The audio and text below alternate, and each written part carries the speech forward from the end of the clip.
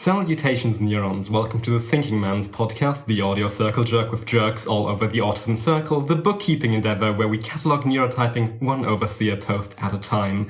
All information in the universe, apart from that which we say out loud, can be found in the video description. Despite recent allegations, the Neurotypeline is not sponsored by Antifa, so quote-unquote, don't wink, kill the president, woo. Tarbuck, how can neurotypes be real if thinking isn't? Oh, man. That was better than mine. Hi there, everybody. I am Fast Talking Craftsman, an indestructible super god, your firebrand with inner peace, Tarbuck Transom. I am the level 3 overseer assigned to this station. Wow, cool. Good morning, I'm Urcoy. It's 3 p.m., but it's morning. Yeah, it's horrifyingly early. We usually record way later. Yeah. Hi, I'm aesthetician. I'm Oro, aesthetician, poet, visionary. So, also there's me, I'm Torji, I'm a human calculator. If you're looking for the stereotype of an autistic math nerd, then you're right, it's me. But today it's not actually not me alone. It's actually we have another human calculator here, Monkaap. Would you like to introduce yourself? Yeah, I'm Monkaap. I am also a human calculator, and I'm in the zone, which is good because we're going to talk about zone theory a lot. Sick. This is getting out of hand. Now there are 2 of them. This is getting out of hand. Should we go chronologically, or should we start with your post, Monkaap? What do you prefer? Do you have notes for everything? I don't mind either way. Let's just go chronologically. Alright. Okay, first post by Arc0, Mr. Hey, neuroscientist here. Hot take, my IQ-EQ radius theory is wrong. This is a better idea. You don't say. Well, first of all, I really appreciate the fucking audacity of saying, hot take, I might be wrong. I've been known to say stuff like that, but we expect it from me. Yeah, that's a very Tarbuckian thing to say.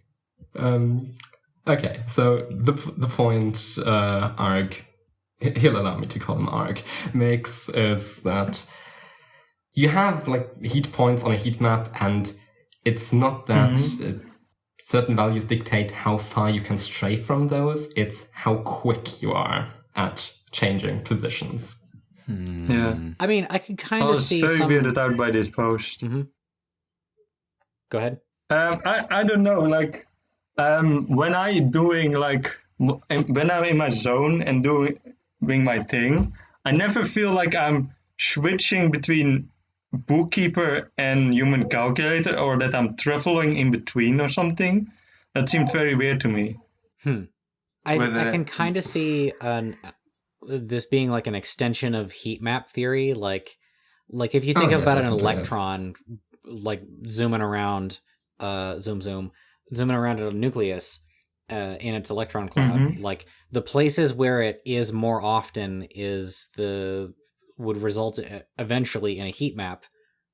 And that's the kind of, I think that's the kind of relationship that this person's trying to describe with, like, you have different speed of moving left and right. Yeah, you have different attractor points. Yeah. Where you're just usually stuck. Yeah. And you can zoom between them. Yeah, but... but why also is we're it kicking IQ off... and EQ? That seemed weird to me too. Well, in my personal experience, mode switching is pretty much instantaneous. Yeah, so yeah. Maybe I'm just very, very intelligent. I try to believe things that, if they were true, would mean that I am very smart. Oh yeah, he does that at some point too, right?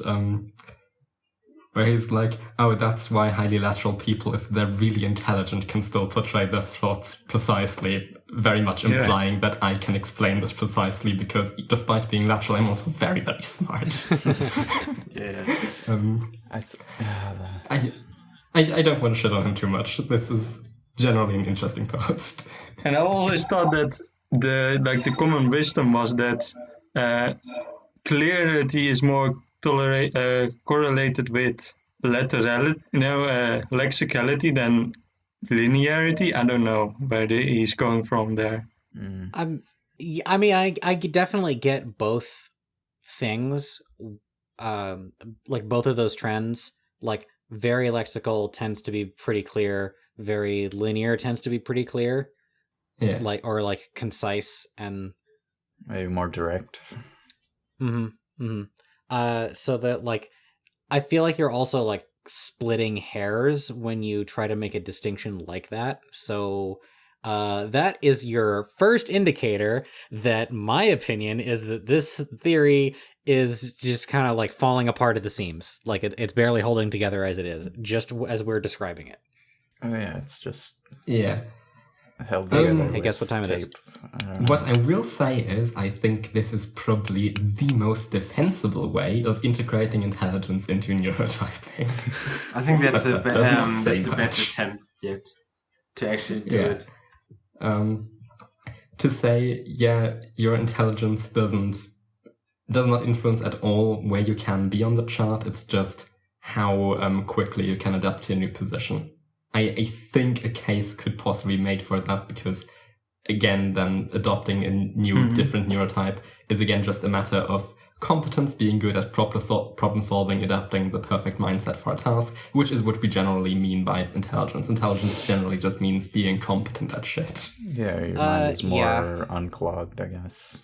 Like I am a supporter of this like technical architecture, hierarchical, element-based analysis of what intelligence is. I talked about it in previous episodes, link in the description. Yes. Elements of intelligence. But like if you just do if you soak all of that in, basically what it comes out to is you're better at stuff when you're smart. Good episode title. Maybe we'll top it.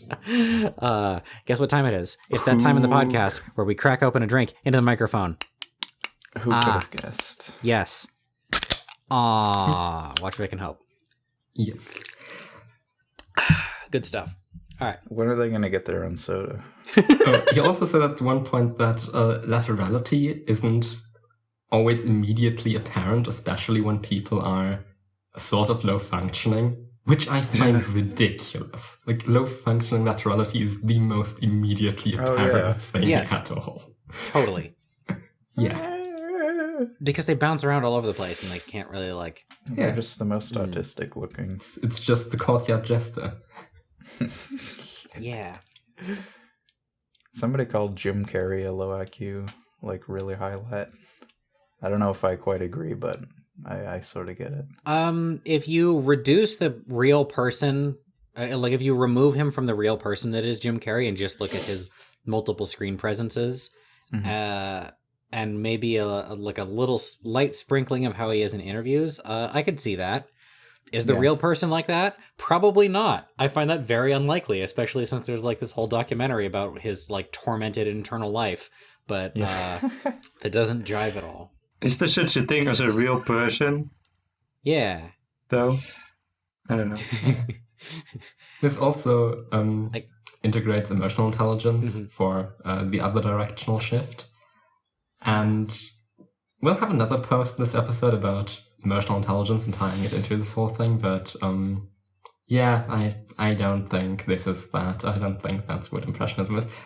Though I will say I'm very open to the idea that it might be correlated, because emotions and shit are a very hard to categorize entity. It's a very vibey thing, so if you're more comfortable with non-categorizable elements, you might be better at that shit.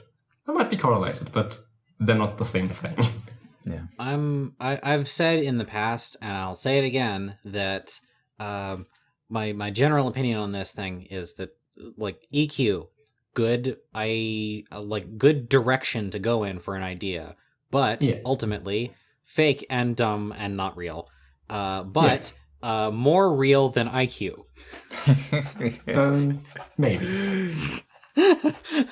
For however dumb I think EQ is as a concept, I think IQ is dumber, mostly because it's used for I know racism. less about it, so I'll believe you. Wouldn't EQ just be better in all situations, like being able to like understand people? Well, I think they're Instead offshoots of of the just- same basic concept, which is Right. being smart, and you're just applying it to different things. Are you competent, and are you competent specifically in talking to people? We need TQ, the quotient. Yes. The Like if ultimate you're talking about that quotient. seriously, there's this proposed general intelligence factor that they're calling G, but that's also stupid. Is G just good? Are you good at things? Yes, exactly. Oh, nice. Is G specifically an abbreviate, like the letter G for good? Yes. Oh, What were you saying, Tolgi? Wonderful. Oh no, I was just saying, wasn't the G factor that they were talking about, like the OG of like all of the quotients, like IQ, EQ? Wasn't it like that? That was like the first thing, then the others originated from it? Or was it the other way around? I don't know the history of it. Like, I saw it in a TED Talk like 5 years ago, and no longer hold myself accountable for the misrememberings that I have about it. Good luck, everybody. Cool. I mean, the best I can remember is that IQ is just the average of what you are in certain mental tasks, usually to do with lateral thinking. So that's why IQ seems to be correlating with high laterality, even though it's not general intelligence, in my opinion. And similarly, EQ is more with understanding other people. And I have the idea that it's more correlated with being in the center of the chart, because then you are more able to kind of relate to the thoughts of the most people. Which is also why chronotypes are more autistic. They have less directions in which they can network. Even in the names of the center types, get quick-witted, understanding, externalist. Even the name sound more social than the corner types. Also, I don't think I said that explicitly, but according to ARC, EQ is how fast you can move on the impressionistic side of things, and IQ is how fast you can move for lexical. Oh, yeah, we completely forgot that. Oh, and also what you can do, if both with IQ and EQ, you can just travel between the x-axis. So if you're like anywhere on the lexical side, you can just swap to impressionistic with both IQ and EQ. Practically. But why though? All right, so I just posted in the planning channel why I think the thing that I think about IQ. We already linked the Belkov video once. Yes, I know. I'm linking it again for people who didn't get it the first time. Yeah. I want like a slow dissolve in of this video's thumbnail over my icon as I've been talking that peaks right now and then rapidly fades back out. I will do that, but only if you try to do the accent. I can't even remember what he sounds like because I watched this video like 2 months ago. Hello, everyone. No. I can't do accents. Well, it wasn't bad. The cadence was about right. It was pretty much spot on, though. I think I'm bad at accents. If you haven't absorbed the idea that IQ is fake as shit, then you probably don't have a high enough IQ for caring about IQ to be a good thing for you. Mm-hmm. Sure, man. Sure. All right. I think we're done with this. Yeah. I don't have any more to say. That's all I had. Well, I mean, we've orbited the idea, much like people of both high IQ and EQ. I don't like this theory. It is a bad theory, and I don't like it. Yeah, it's good to say at least that IQ is one of the axes, because that's fucking dumb as shit. But saying, it's the direction in which you can move or the speed at which, that's fine. I don't believe it, as I said, it seems pretty instantaneous. And if for normal people it's so fast it's essentially instantaneous, then it doesn't even matter if the speed slightly varies depending on intelligence. Actually, I'm gonna go ahead. Silly. Go ahead. I just want to say just one more point. I forgot that I wrote this down. There's actually like one thing is like about the diagonal travel theory. He just wrote, this would lead significant credence to diagonal travel theory because both IQ and EQ did influence like both vertical and horizontal motion. It's like, okay, if this would be like of any significance, sure, but both things are diagonal travel theory. It's like kind of you can have that. It's not like the axes are like completely separated. Mm-hmm. You can have this, sure, but I don't think there's a good indication for this. This has like no bearings for this at all. I'm gonna leap off from this theory and posit my own original theory, which I will not type up and publish because I don't feel like it. That IQ, I'm going to extract the core idea that we all agreed was good, which is that IQ, it makes you better at adapting to moving yourself across the neurochart. You can function better in those other spaces away from your core type when you have a high IQ. And I'm also going to then posit that a high EQ will make you better at interpreting other people that are of different neurotype than you so that you can understand them. That's my theory. Or like otherwise which in turn makes you probably better at mimicking them. Yeah. It's a big old feedback loop. I don't think I agree with that. I'm not attached to it. I just made it up because I wanted to salvage something out of this post. Dude, you don't have to play with the garbage. It's garbage. It doesn't sound awful. I have to play with the garbage. You don't understand me at all. No, Jimmy, don't touch the garbage. Put it back. Stop me.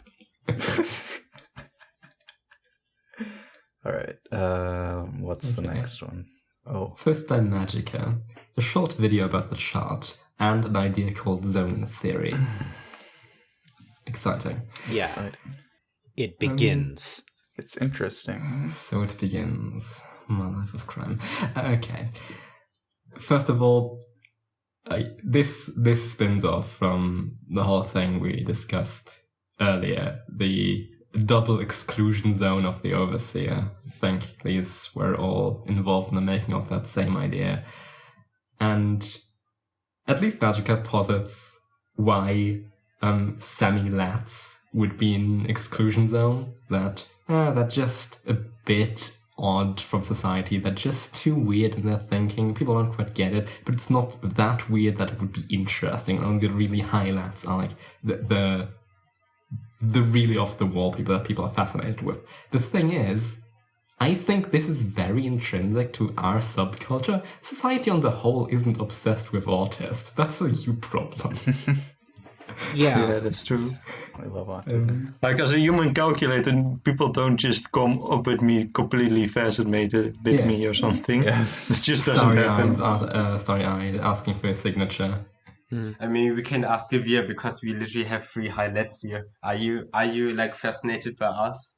Are we that fascinating? Do we like give an aura of like fascination to you? No. Write in the comments.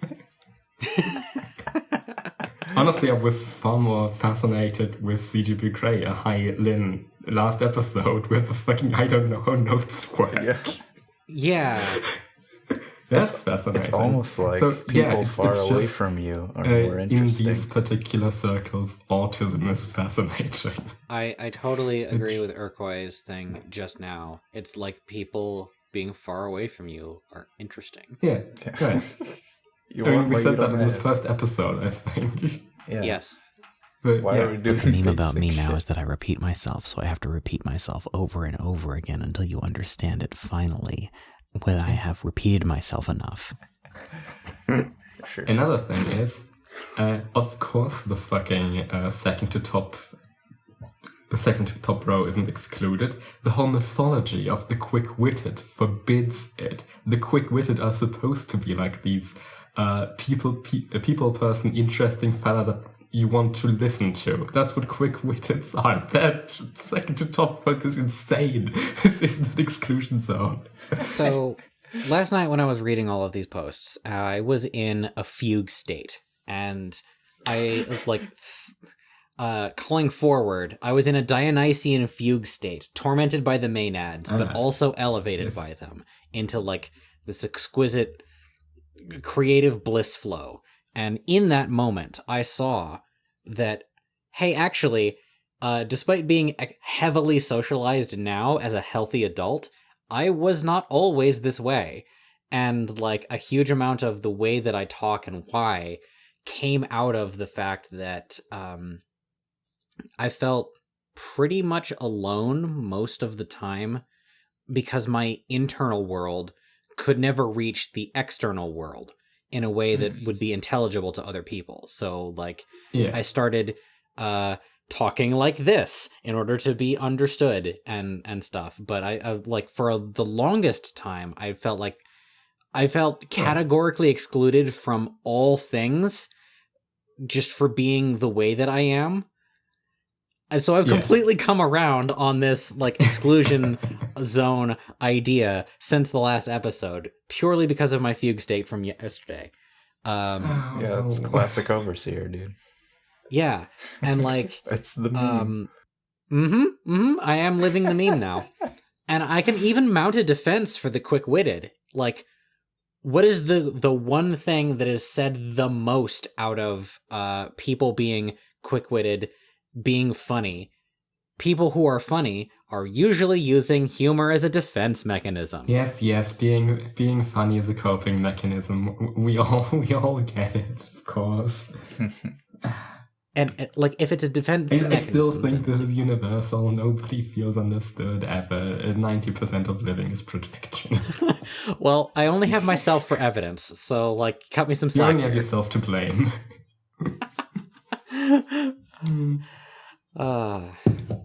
Okay. Did we even explain what all these zones are? No, we have not yet. No, we didn't. We didn't explain the zones. We should like explain. Okay, now we explain the joke. Yeah. The bottom row of the neurochart. Isn't it just called the normie zone? Fucking normies! Yeah, Right, the normies, the most normal. And the second row is people, persons. The third row is the exclusion zone. And the fourth row is the interest zone. Wait, the interest zone. Did you say second row is people? Yeah. So I think that this whole organization... Wait, no, the columns also. Columns. I think this whole organization of the rows is as a result of the thing that I've been saying this whole time, which is just how modern culture interprets intelligence as being laterality, and thinking that very linear types as a result are normal is just like an around the back form of misanthropy. Like, I hate hating people that are linear makes you think of them as normal because you think normal people suck. That's where this confusion is coming from, in part. And the other part of where this confusion is coming from is because, like, in a society, if you're very, very lateral, as you get more lateral, the chances of somebody going, "What the fuck are you talking about? Like, how did you make that connection?" Goes up. And the people who are likely to have a smooth sailing ride flying under the radar in a system like that punishes diversion are the linears. That's why you think that linear people are normal when they are not normal. People on the extremes are the weirdos. Mm-hmm. I mean, I personally don't believe in normies, but... I don't believe in normies. Yes. They're not in my closet. They're not under my bed. The normies can't hurt me if I don't acknowledge them. Constructed group. You just have to believe that there are some people who don't get it for you to sort of dehumanize, sort of be like, oh yeah, those guys, that's why I'm so smart. Like, probably most people are somewhat interesting. Nobody's actually normal. Like, anyone you ask for a coherent definition of what a normie is, that person probably doesn't actually exist, whatever they think a normie is. I don't believe in them. I don't think they're real. I don't know. I've seen people who are kind of normie, like anywhere on the chart. I've checked multiple times. There is no normie under my bed. I know somebody who mounted an incredibly impassioned defense of the concept of normies in the last 3 weeks. Yeah, I've also linked the No Thank You What Are Normies videos before on this show. Yeah. Yes, we have done that before, but I know a different person now who has done a different defense of what a normie is, and I'm going to see if I can get them to forward it to you. All right. Yet another. So what about the columns? Yeah, the columns. So the purple column, as we already established, is the exclusion zone. It's the amplification zone. Zone. What is being amplified is the red column, which is like the instrumental zone, sticking with the music metaphor. Then the blue column is the audience, and the green column is the music theorists. And that's kind of where the amplification metaphor becomes sort of muddled, because in the video he portrays it just as, okay, this adds intensity to the whole thing. So if the third row is the exclusion zone, then overseers are super excluded. The exclusion is amplified. And with this, the amplifier, which simplifies the sound, compresses it and such, you just distill the idea down from the red column and make it more intense for the audience, making it louder. But that's isn't what this translation process actually is, according to the video, because according to the video, or if we look in real life, like red column art is typically like very raw, very intense.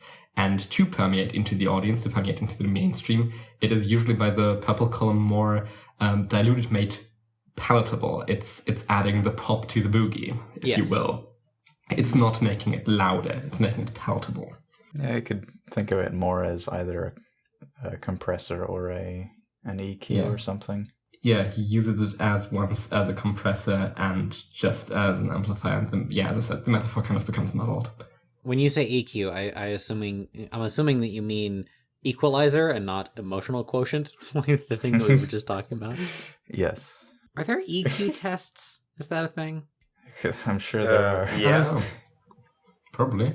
I mean, if it's a typology, there's probably a test to test it. I mean, there are definitely like tests used in the studies that ARC and Time Excited, but I don't know if there are public-facing tests you can take. Yeah, I think I saw some actually. I saw some like halfway credible ones, but I couldn't link them.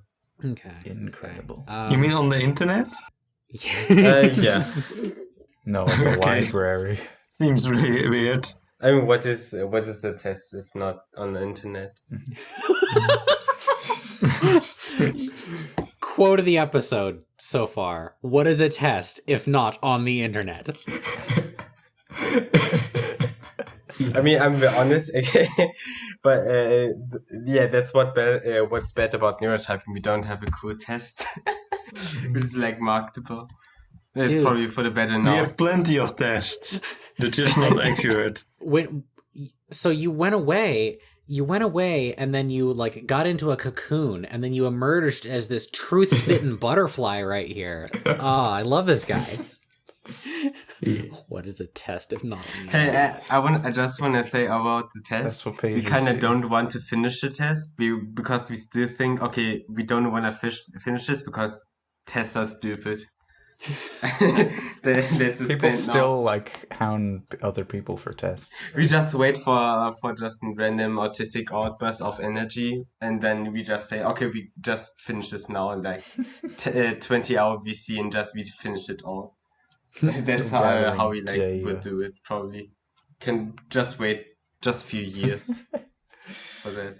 Yeah. So XE simplifies this music to music theorist metaphor further to raw, to communicator, to understander, to theorist. If it's one thing that we know bookkeepers for, it's being music theory. Yes, of course. It's metaphor. It's not literal. But also another point of contention is possibly the reason why Magica thinks that the general populace is so obsessed with highlights, which, as I said, I don't think is true particularly, because people aren't really interested in getting others on the whole. People are interested in using others to understand themselves in some way. That's typically what they use media for. And for that, it's useful to have someone about in your region maybe a bit more lateral than you, which, in Magica's case, as someone who's at the top of a statistician, would be someone in the interest zone. I think that's just his personal zone of people who would most be able to communicate something new about him to himself. Yeah. Mm-hmm. Yeah. Does that make sense? Yeah. Mm-hmm. So nobody can tell me anything new. Yes. Only the universe itself. We already had Time Case. And EGAG. And the flow that leaves the system and circles the periphery. You get your information from heavy scare quotes, the periphery. Yeah, I soak it up. Not scare quotes, that's not what I mean. Doesn't matter. Yeah, I like the core idea of zone theory, but I don't like what these zones are doing, you know? Yeah.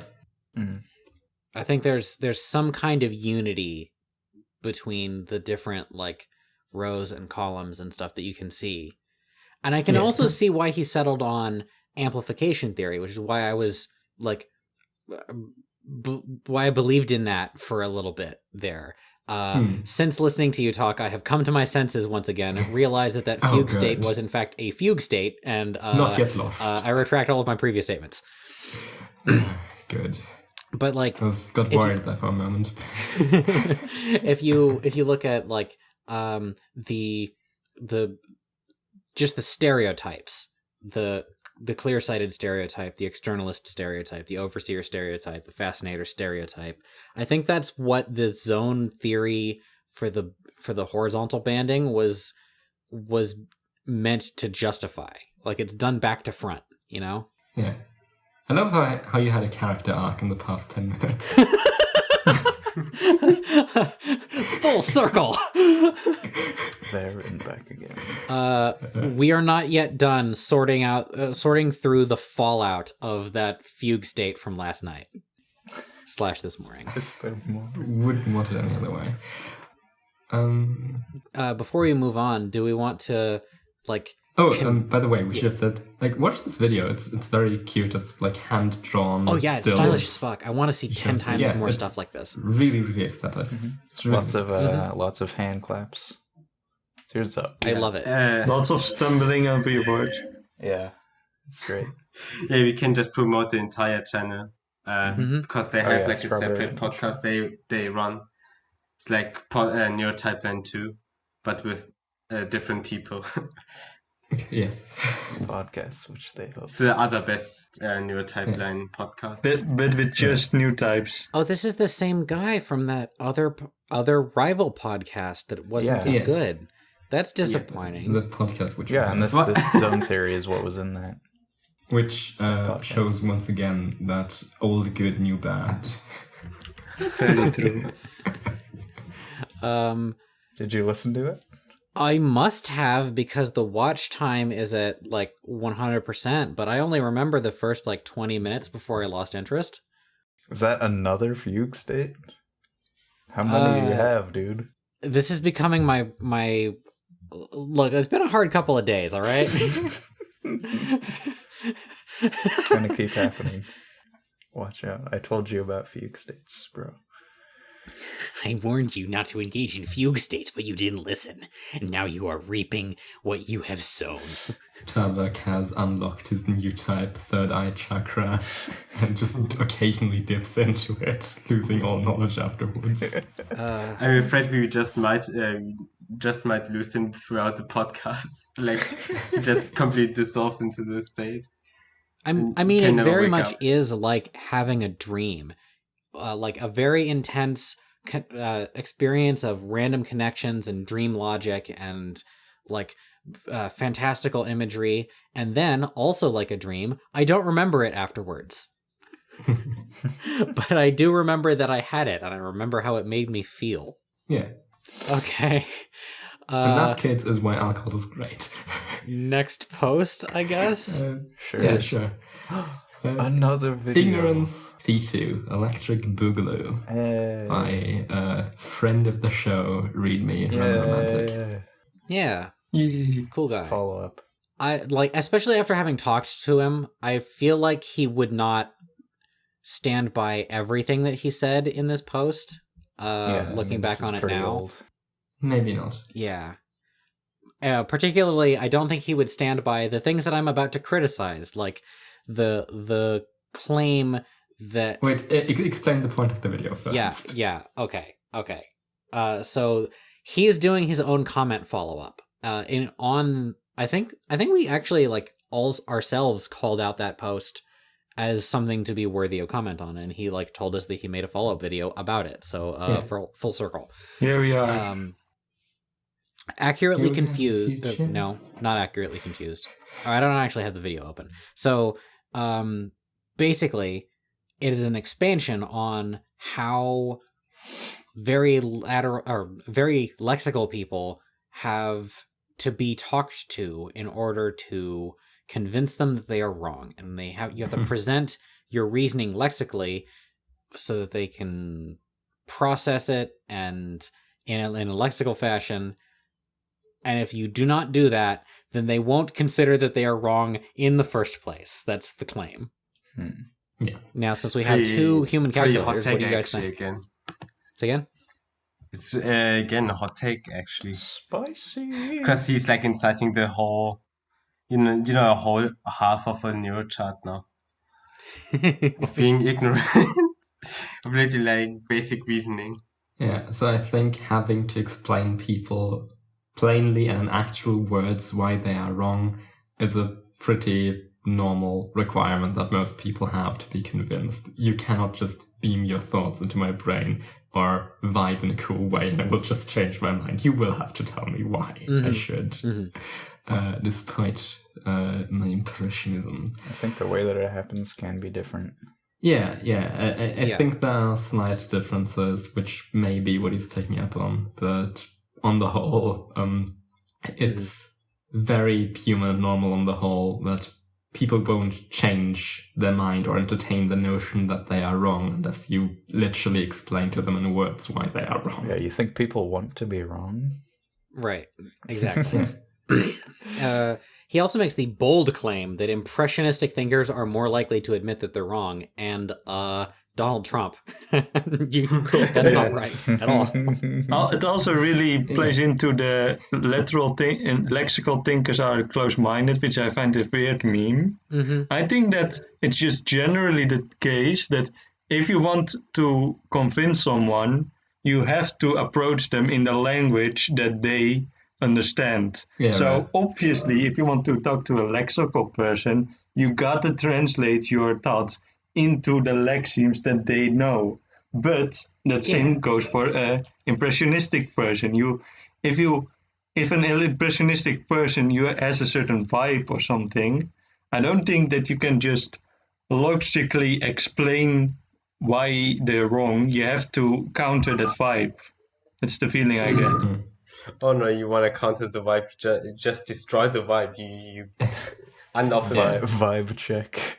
No, I think that's the point. I think Read Me, just as a very impressionist boy, would of course usually have more success explaining plainly in words to other impressionistic people why they are wrong, and they would resonate with that, than with lexical people, which is a vocabulary that he is less used to.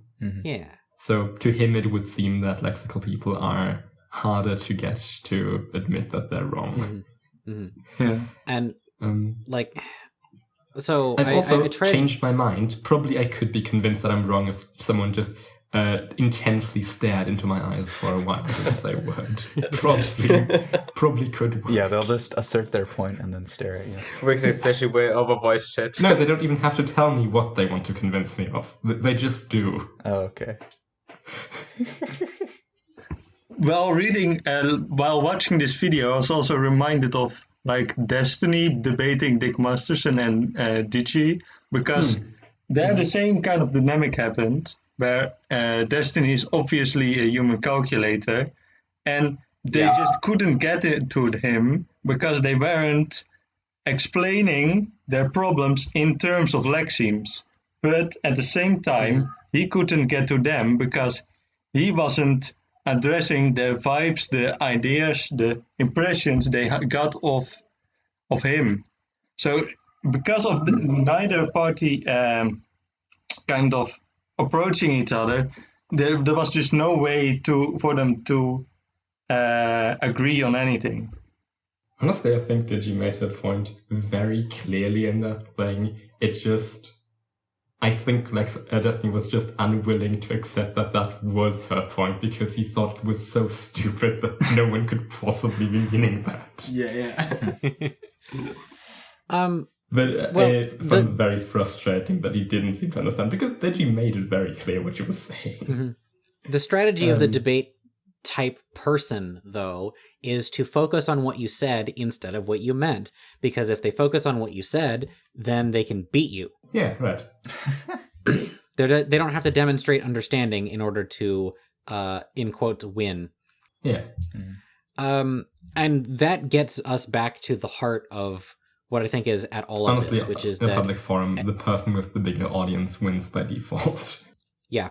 I think that admitting that you're wrong and trying to understand and communicate with other people that are not like you, that are really different from you, that is an inhuman quality. So the animal quality is punch and eat it. The human quality is relate to people who are like you, and any interest or curiosity beyond that, including considering that you might possibly be wrong, is on the other side of being an inhuman quality again. Are you sure? That seems like an extension of mimetic learned behavior. Something is alien and new to you, and you check if it's useful, and if it's useful, you adapt it and propagate that behavior.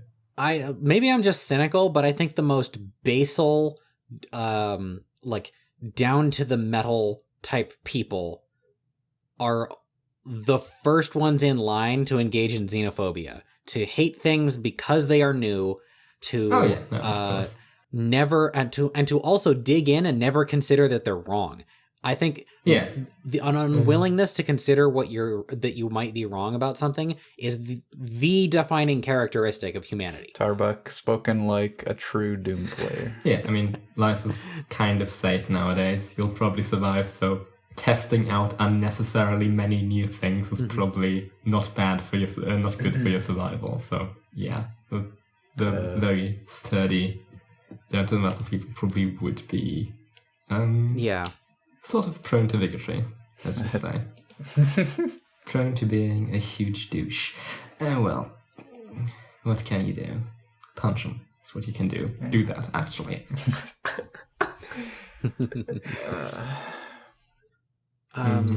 This post, in a roundabout way, also agrees with with a couple posts ago, the thing that I was trying to get at with the IQ EQ thing, which is this whole concept presented in this video is there's something real there about having to explain to people in their own language and how you can go about understanding them. But I think that the factor that allows you to do those things isn't necessarily neurotyping itself. Neurotyping is just the battlefield. Yes. No, if I could On say this anything board to of that. 16 squares, we wage a war. Yeah, Toby? So my point was, I found it, so Rome is explaining how he thinks, it's very tedious to explain lexical thinkers why they're wrong. I never actually had that struggle before, but I can, I get the logic, but that's also a phrase I will be repeating maybe sometimes in this podcast. It's a very memorable quote. I get the logic, but it's from Monkaap, from one of the posts. So the thing is, when I encounter a person who I know is wrong, but they won't admit it, I just cope it by saying, "Oh yeah, you gotta search harder for yourself. You're gonna get it one time," or I will successfully explain it to them, or I won't succeed because they're usually too close-minded. because I can generalize like really hard. I can like go back a lot, and that's usually why I can actually explain stuff to lexical thinkers. It's also, me being lexical space so much that, I can just do it. Just like Rom can probably explain it to impressionistic thinkers. So it's actually very interesting that two people have like the exact opposite struggles, but still like can vibe with it. Like he has struggles explaining to other people that they are wrong. Yeah. Mm-hmm. Yeah, I mean, I still very much believe, at least on the grand scheme, in Timecake's social flow through the paradigm. Like things have to be translated and adapted incrementally to reach the next step of the chart. Mm-hmm. It's on the whole, most communication occurs between areas that are close together. Yeah, definitely agree. Yeah. And at some point, things come full circle. Okay. And now we get to the post where I entered my fugue state. Monkaap, Impressionism, Laterality, Symmetry, the IVP, a contribution to zones theory. You wound up being the victim of my tirade, accidentally. You want to introduce your post first? I mean, sure. So I was kind of... Yeah. I mean, we can also just explain the important points, but I'd assume you'd be better at it. Yeah, well, I mean, I had seen the zone theory video, and I thought, well, I can maybe build on that. And I thought, well, if you can have kind of that process go from impressionist to lexical, you can maybe have the same process from lateral to linear. So the same for stages, and it's basically the same as that Magic Man had already come up with, also apply to both axes. That's why it's the IVP, the idea for purification process. So what I thought was that new types are the most able to come up with ideas that are the most outside of the paradigm and most outside of how things are today. And from there, they have to communicate it all the way to the bookkeepers who actually run society as it is. And that's why you both have to encode your idea and get it all the way to the human calculator, and then practice the idea and kind of put it into practice and all the way to bookkeeper. And that's kind of a 4-way process. Yeah. Yeah, I also think like the expansion to crystallization steps fit very nicely into I think it was a rant that Digi made about Araragi and Sendrugahara's relationship and how that relates to the analyst-fascinator dichotomy. Mm-hmm. How their misunderstanding was quite revealing about her sort of disconnect with the character of Digibro. Yeah. And with May at the time also. Yeah. Oh man, remember when May mattered? No, I quite like this. I have some issues with it, but I think they're mostly phrasing. The way the process from lateral to linear occurs through this whole thing, from idea to execution, it sort of belies the same thing, the same problem I have with Ark's post, which I forgot to mention, which is that it kind of supposes that any done usage directly, ready object, like be that a piece of writing or whatever, is intrinsically linear. Once something is practiced, fully incorporated, it's been linearized. Your idea has been made linear. And in my mind, if an analysis is lateral, then its written equivalent is still lateral. I agree. It's the finished product that's going all the way through this process. And ends up, still lateral. It's just a piece of writing. You still have decode it can still be like a multidirectional and hard to dissolve piece. Yeah. Yes.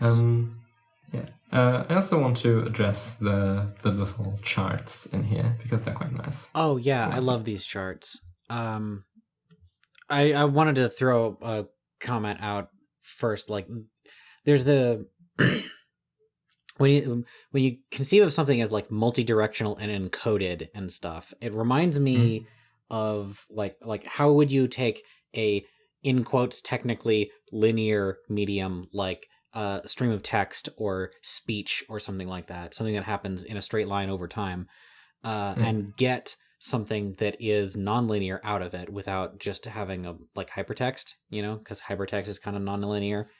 Right. Well, that throws me back to this idea about black holes that I heard like last year or something like that, where there's a whole bunch of information in material, and when it goes into a black hole, the surface of a black hole is like basically a two-dimensional surface, like a sphere. And so that three-dimensional information has to go somewhere. Where does it go? It gets encoded like holographically into the surface of the black hole. So you can get nonlinear multidirectional things out of a more linear thing. Yeah, and that's what that made me think one solution to the information paradox. I know what you're talking about. Yeah. I think I remember most of that. I got the gist of it anyway. Yeah. Anyway, back to the charts. Yeah, I get huge truth vibes from all of these charts, for the most part, except the development of philosophy one. Fuck that. Yeah, that was kind of the first. I don't know. I was kind of improving there. I didn't know. That's why I didn't write anything about it, because I was really unsure about that one. If you don't have anything to prove, you just write it and leave it there. Yeah, when I wrote this post, I was literally thinking about it the whole day while I was doing work, and I wrote it down in one sitting. And by the time I was there, I was completely tired, so I didn't want to write anymore and think about it anymore. Well, if it makes you feel any better, that's how I felt reading it. But I got a lot of like good, useful things out of it. So it's a positive experience. Like I love these charts. These charts are to die for. And what happened. So what happened with my timeline on this is that I started by like, I was reading straight through, and then I expanded the first image, and I was like, oh, this chart has real truth in it. I love this chart. And then I went and looked at all the other charts, and then I tried to go back and start reading it again. And then I realized that I was already knee deep in a fugue state. And then I went on this giant rant in the notes section, which I will now read for you. I feel honored. I'm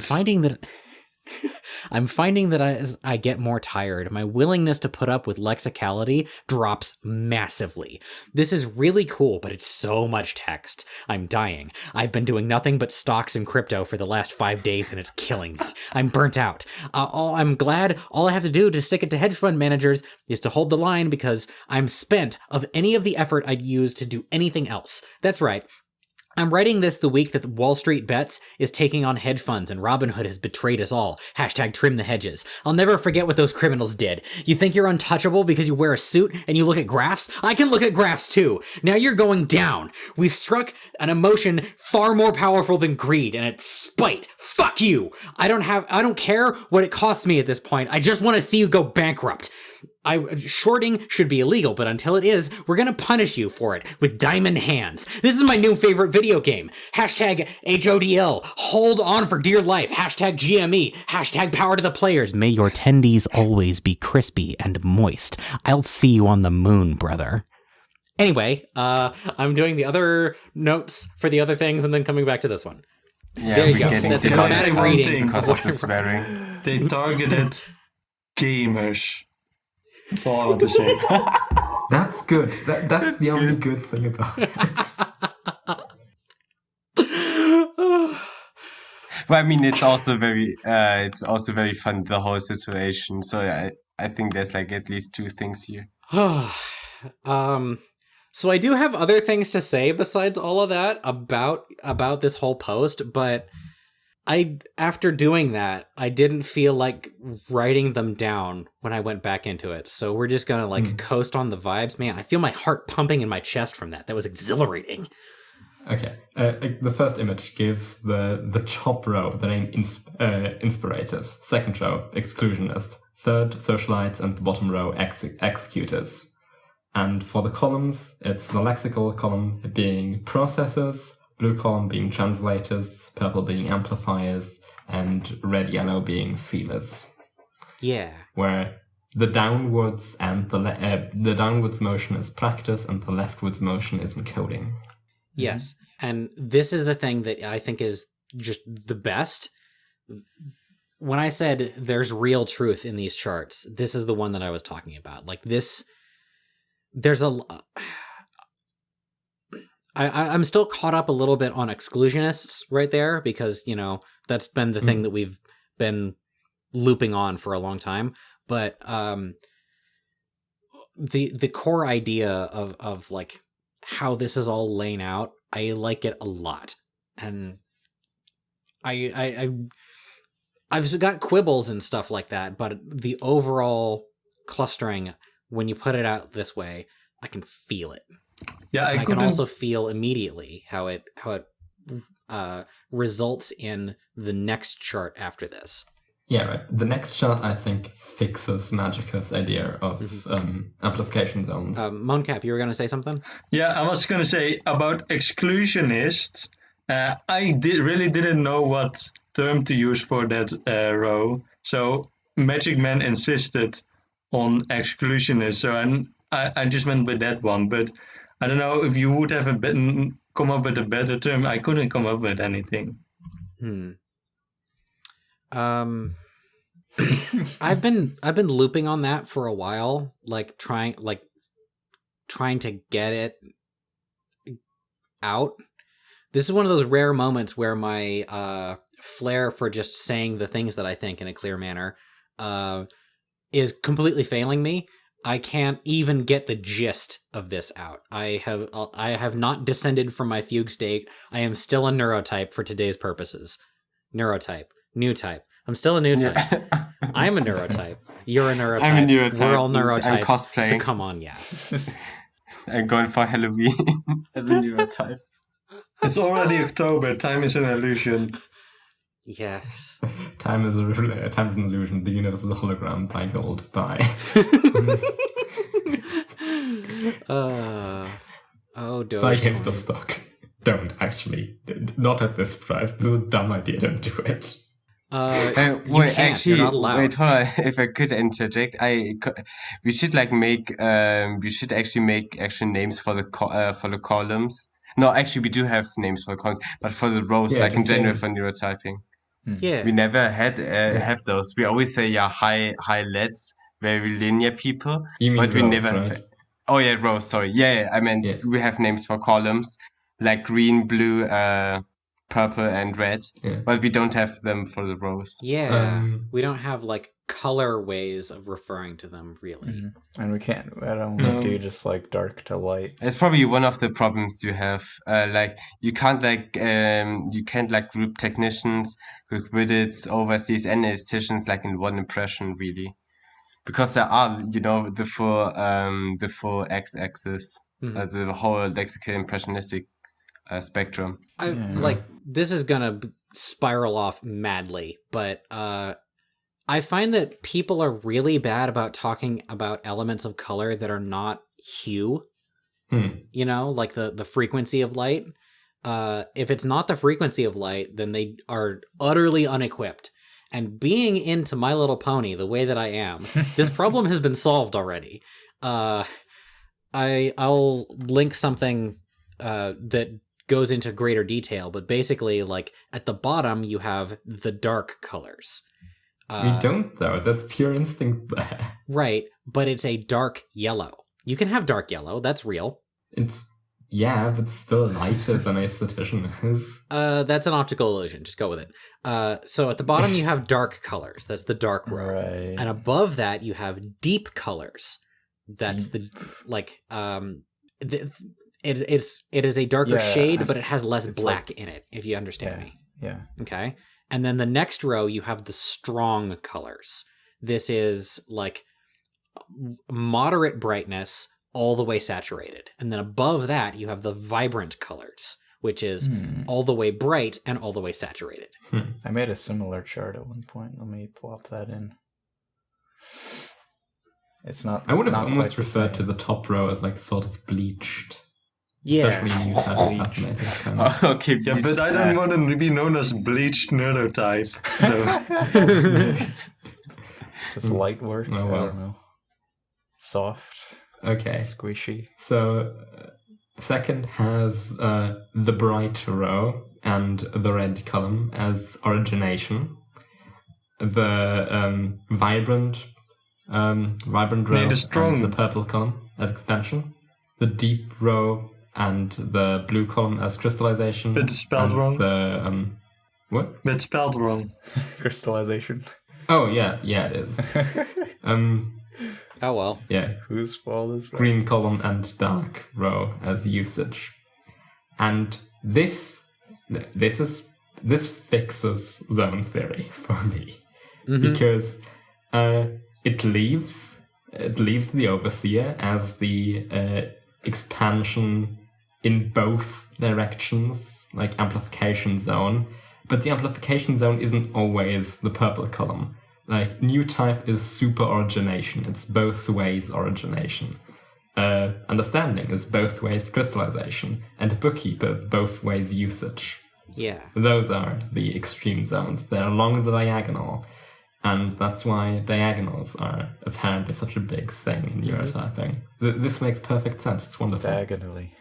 Also, can I say that the names actually like fit? Like new type is like we are creating new stuff.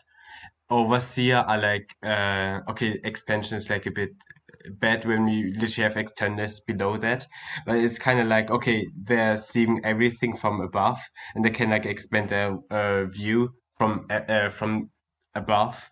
And understanding is like literally okay, I understand you, I can crystallize what you said and I can crystallize it for others. And usage, where bookkeepers are like they can do stuff. You can Useful stuff. About usage, Wait, by the also way. You learned a new word, utilization. That's that was better. right? But That was from another thing I said was when I was talking about executors, I made the mistake in the text to say that they can only work with instruction, but I think that's giving them too little credit. I think I should have given processors, because the way I see it, a socialite, so on the second to lowest row, is someone that can make an engine, and an executor is someone that can fix an engine. So someone that understands the process and know how to improvise solutions within the process. That's the way I like to think about it. Okay. Yeah. That makes it more.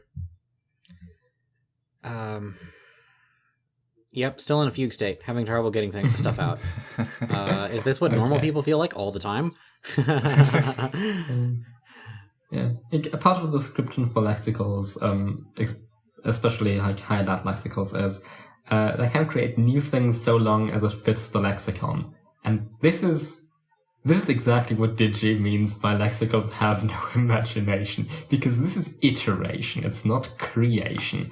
You're using pre-existing forms and just arranging them to make something new. You're not creating new forms. I just thought that sentence was interesting.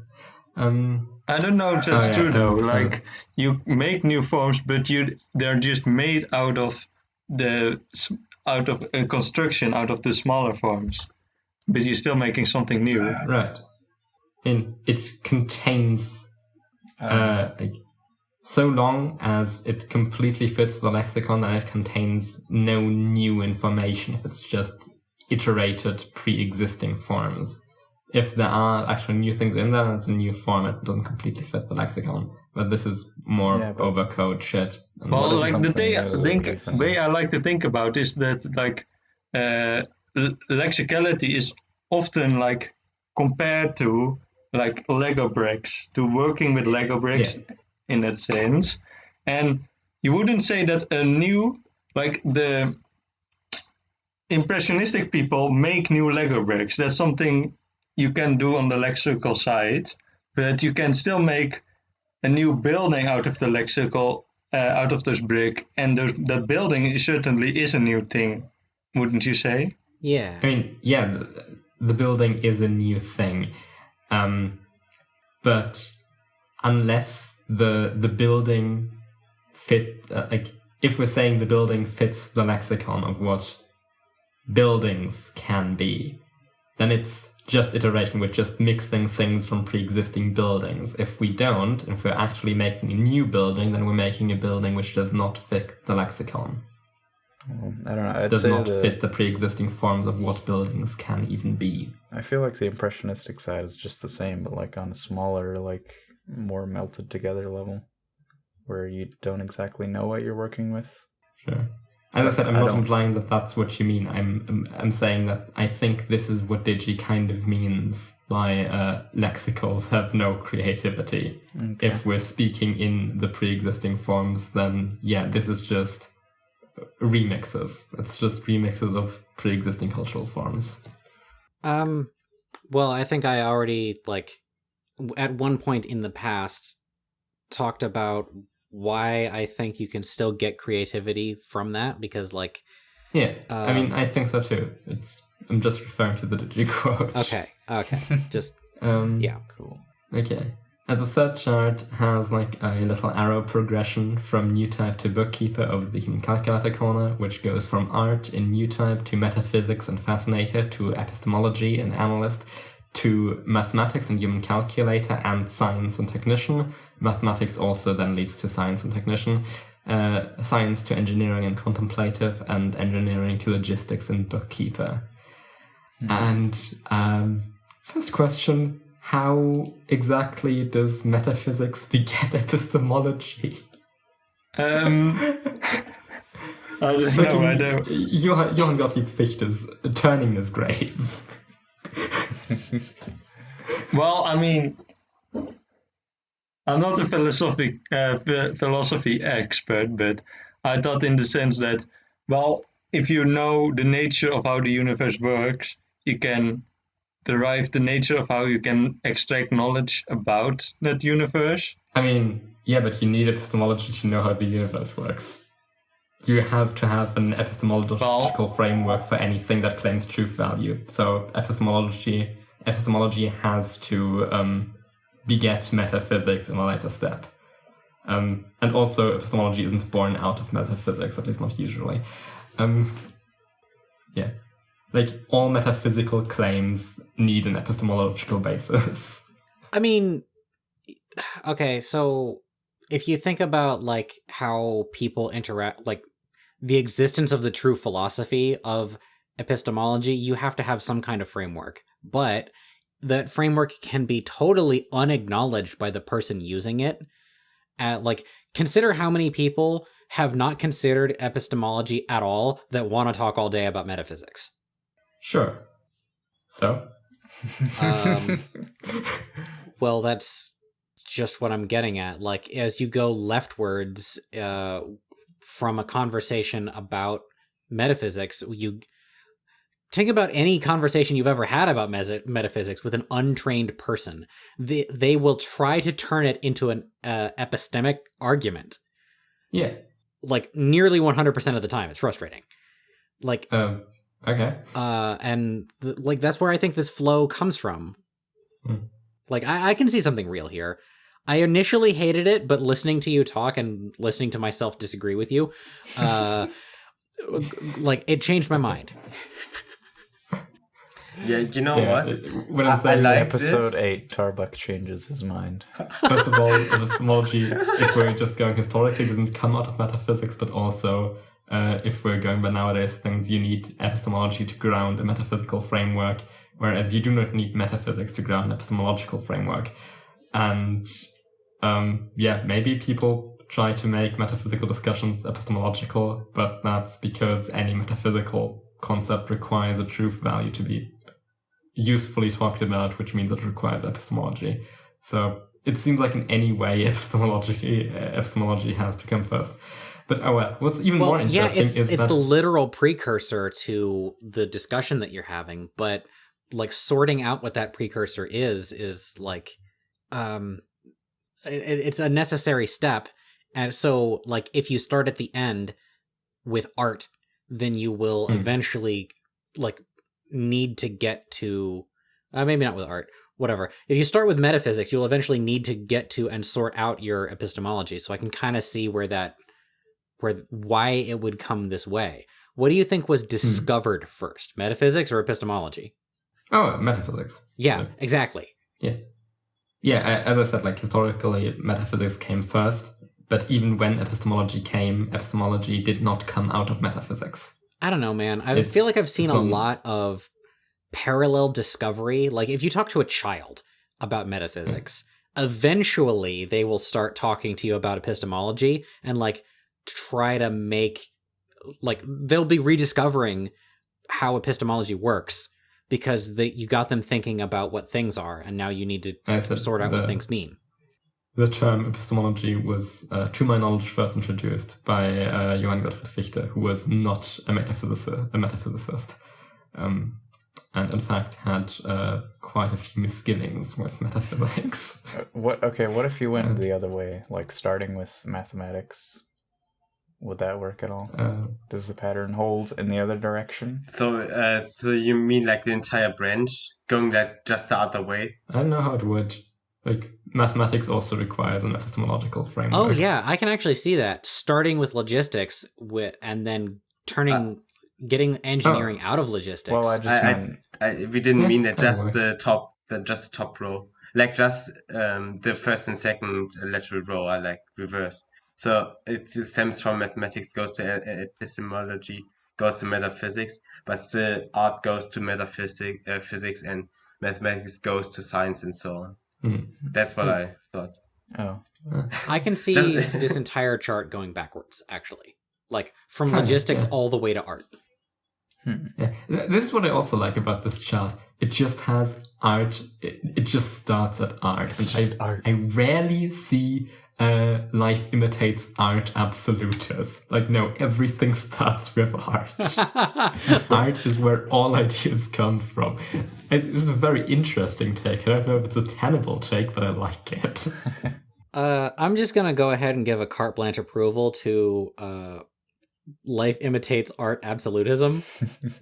No, yeah, right. Instead of the right way around. Yeah.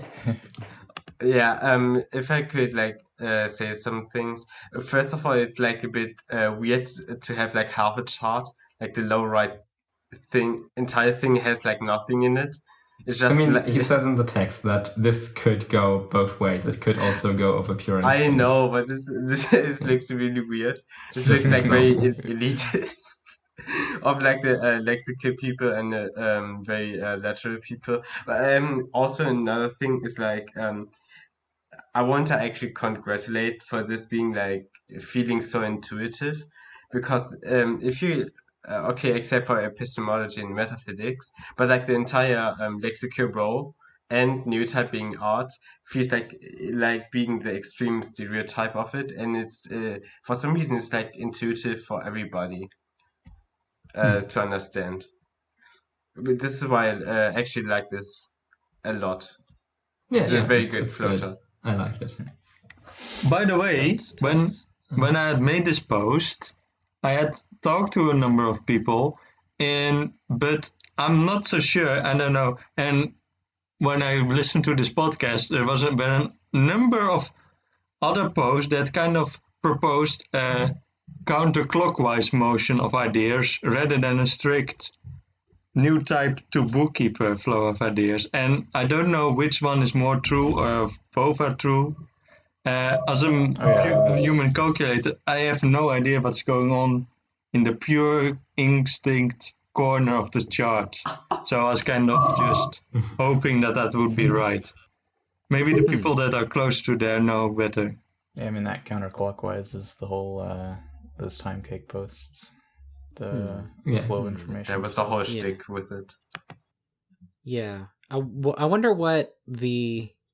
Actually, I was just saying I wonder what the clockwise movement looks like, but then you can see clockwise movement in this already. If you start as a caveman, you've got only logistics, and then you can turn from that, get engineering, then science and mathematics, and that would get you your epistemology and metaphysics and art and all the way to art. Yeah. If you, I still think some art would come early in that process, but yeah. Well, yeah. Yeah, it sounds kind of weird when you say, "Oh yeah, we have all the stuff. Oh yeah, we're just gonna invent art as like finally we made art. We have high level mathematics. Let's invent how can you art. have the scientific theory without epistemology, and how can you have science without the scientific theory? That's a good question. It's going to be hard. It's called dark science. I've talked about it on a previous episode. Isn't it just like reverse engineering or something? Kinda. Okay, so in brief, one of the core tenets of dark science is a completely different view about how theories and experimentation works. Mm-hmm. That I think is closer to how actual human learning works, which is that a theory is a set of ideas and beliefs that you can then test from, but the theory is like the cloudy starting point before that. And then as you go through it, it's more like, just imagine the human learning process, but actually, instead of the machine kind of learning process that you get out of the actual Socratic method. Yeah. Hopefully I'm getting that across. I'm still recovering from my fugue state, if you can't tell. Is that more of just sort of, is that just what hypothesizing is? Like, you get a hypothesis out of a theory you already have a lot of the time. You have some set of beliefs, and then you make up something that you can test and try and answer that question. And so you have a bigger thing, and you're like backing it up with these smaller things? Yes. The theory isn't the end product. The theory is the starting product, and the process is to refine that starting product. Or like... So that's religious people who get into science? That's literally me, so maybe? Sick. I took a weird trajectory on that, actually. Like...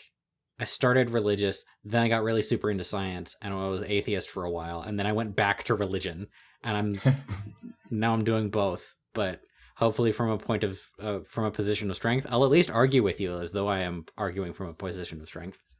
Yeah. Let's talk about the actual post. There's one more chart, right? Chart. The final chart. The final chart. Yeah, here you go. Ethical philosophy. I'm assuming that's ethical philosophy? Well, the last one, it was actually metaphysics. Yeah, Pi6, yeah. Metaphysics, I want to find that out. My spelling is very Metaphysics. That could be a title. Metaphysics and ethical philosophy. Metaphysics. Because we want, like, our enemy here, really, our enemy is search engine optimization. That's what we want to reduce as much as possible. So we got art again. I appreciate being referred to as a prophet. Did I not call you the prophet of venting in my server? You did call me that. That is a title I hold and prone to wield with utmost despotism. I was convinced for a long time that venting is categorically bad until I realized that lexical people need to lexicalize their feelings in order to deal with them. Or at least that's what Oro said. And then I understood. Because for me, venting is useless. Yeah, we understand them Lexis. Yeah. It sounds kind of ironic if Oro wasn't like Oro, but just a random like impressionist. That sounds like really weird. Oh yeah, this guy taught me. Yeah, this is something I figured out talking to people because it seems counterintuitive. Also, half chart Luther technician sometimes. Oh no, Ennis was it? Sorry. Yeah. Was it? Wait, did you say you were half chart looking to Endlist, or was it I have a peach point on the map in Analyst, but it's a weak one. Ah, yeah, okay. Yeah. So I got confused by some different things. This is weak point, guys. Hit it for massive damage.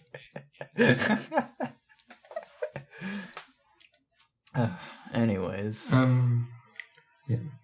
This is more like a round. It's like starts from new type and splits off in 2 different directions and then ends up at bookkeeper on both ends. Yeah. Art in new type leads to ethical philosophy and human calculator and analyst. Leads by way of feedback to enforcement and bookkeeper. And art also leads to aesthetician with profits. Profits to moral instincts and pure instincts, leading to moral laws and level-headed, clear-sighted. And moral laws leading to enforcement, again, bookkeeper. This kind of stokes my virtue ethics heart, so I'm going to approve of this based on that. I like how the decisions are just like profit. This is the most sticking out of me.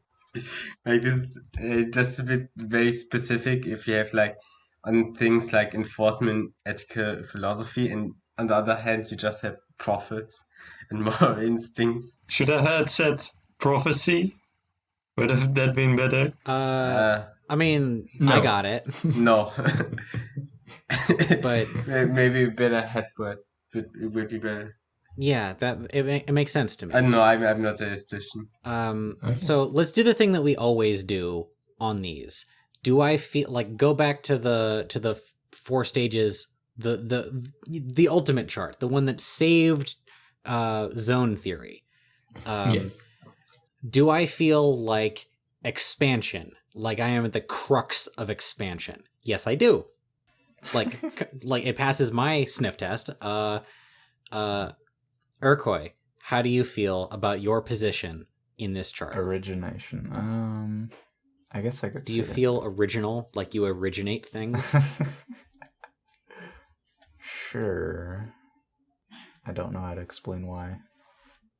Or the details of that. Music. Music. Oh, I have to say I'm a musician. That's all it's you not. need. I sure make a lot of things. Yeah. I'm a space player, okay. I almost understand that, yeah. Yeah, I'll just say it's true. Oro. So for me, origination with regards to encoding and expansion with regards to practice. Yeah, seems about right. Yeah, at the intersection of origination and expansion, that does in fact characterize my view of you. So that checks out. Yeah. And like with regards to the practice thing, I do think I dip a bit into crystallization, so that also makes sense since I'm more to the bottom of the aesthetician square. Yeah. Yeah, excellent. Yes. Succulent. Yeah. Also, I don't know if you like or didn't already pocket this, but I just like the crytalization. Also, it makes me crytalization. Yeah. I don't know if it has been said. It's when you cry a lot and then the tears pool up and get crusty. Or crystallization. All right, my human calculator friends. Do you feel like the intersection of usage and origination? So I don't like to think myself as like being so original, and I don't know if it like actually like utilize or use things, but it's definitely more than crystallization or expansion. Although to the crystallization, I guess I really like to crystallize things. I really like that, but I guess I can see why people would call me like I originate like a lot of things, and use them for myself. I can see that because doing like math stuff, you have to be quite original to like make actually like maths. You have to be a bit original. You can't be like very unimaginative. Just read everything off a book. Just understand it.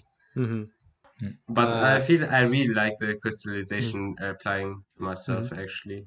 So this is A friend of mine told me something that I think applies a lot, which is that arithmetic isn't even real math. It's just like you're not doing new discovery. You're not doing real math work if you're not making new things. You're just following what other people have made. The same way knowing something isn't epistemology. Jeez, I really can't say that word today, can I? This is Although why I on the always say other hand, epistemic. actually, like proving that arithmetic is like, for example, analytic, like in Kantian sense, that's all. That requires a lot of effort. Yeah, right. But once you've done that, that's not doing arithmetics. Yeah, but once you've done that, the whole topic of arithmetic can just be tossed away. There's almost nothing original in there.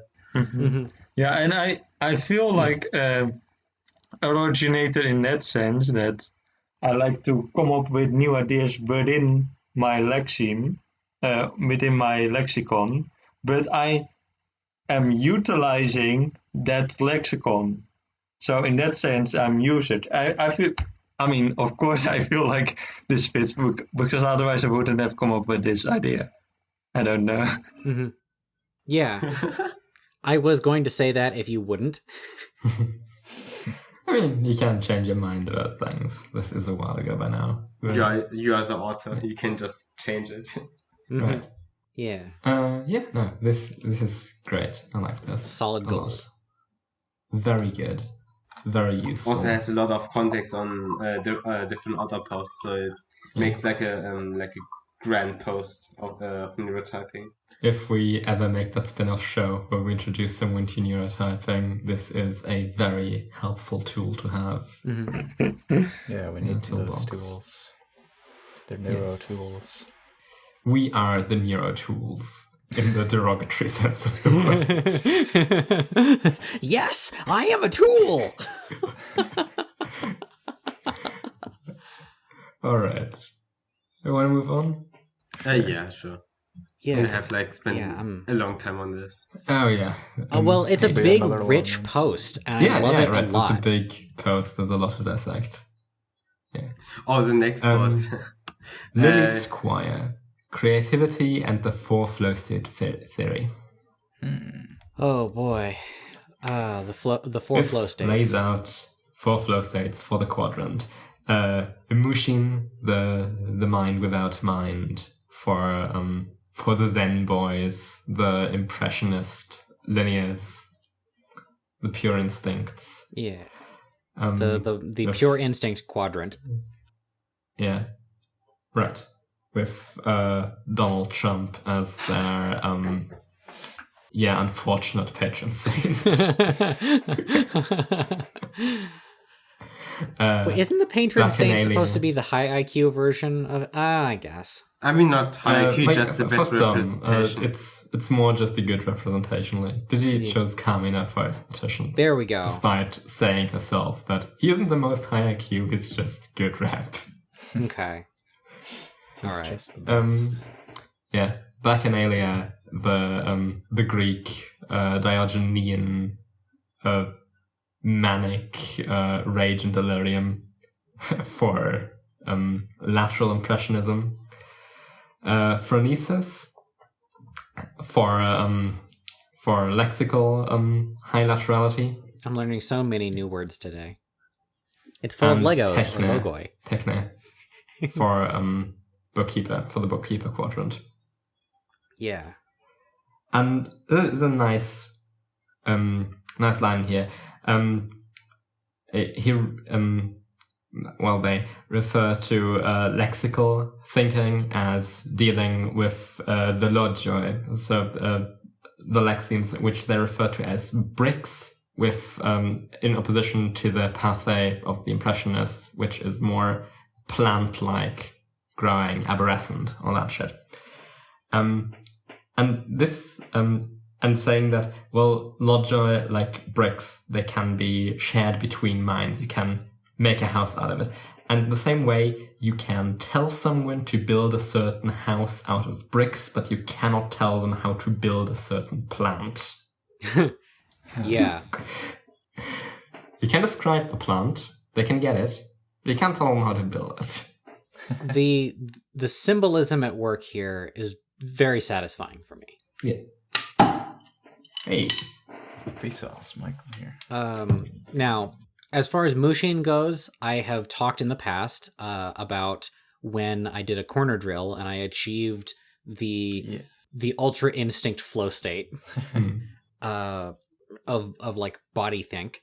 And I think that the author here like kind of didn't go far enough in the description of Mushin, but they want like an accessible flow state for this archetype, so they went in that direction. When I tried to Google Bacchanalia, that was utterly unintelligible and seems in no way connected. Like I kept finding stuff about like cult rituals and the maenads. It's very drugged up fugue states of dancing, not sleeping, and sacrificing animals and people to gods. I can confirm I do these. Very fun time. Fun times to be had, for sure. I don't know if it's the most productive flow state. I certainly don't think I'm often in that state, or if I am, that's not a productive mood. Hey, Urcoy. Yeah. So the maenads thought that alcohol and other intoxicants were like an earthly potion into the like the elder elemental dimension of insanity. Is that how you feel about yourself? You feel like that all the time? You feel like that when you're in your flow state? I'd sure like to. I think the most you're linked to divine insanity. Like the best stuff I ever make is like I barely remember it, like making it, the actual process. I just sort of go, and then like there's this monstrosity that comes out on the other side. Yeah, I had this thing that I wrote, and it's like I couldn't like possibly imagine like building that from scratch in any kind of logistical process.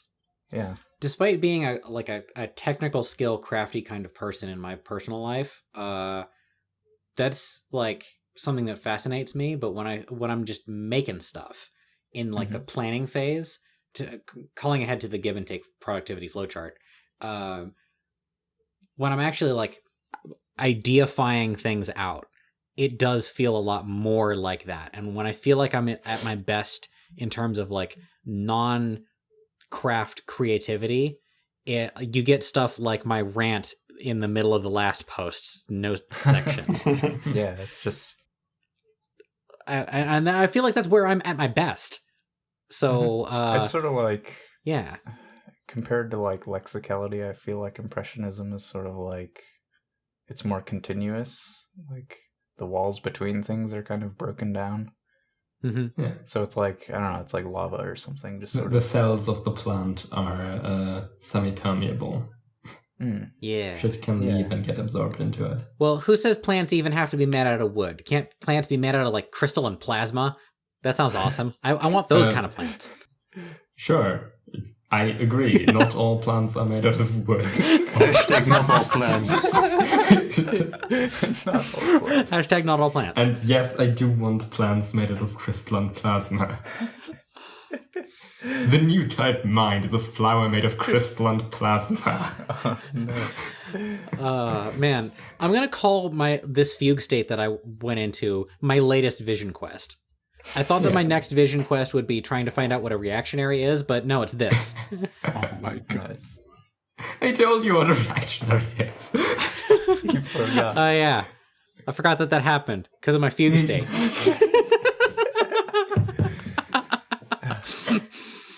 Yes, every time we say fugue state, I do think of Walter White naked. Exactly. Yes, you understand.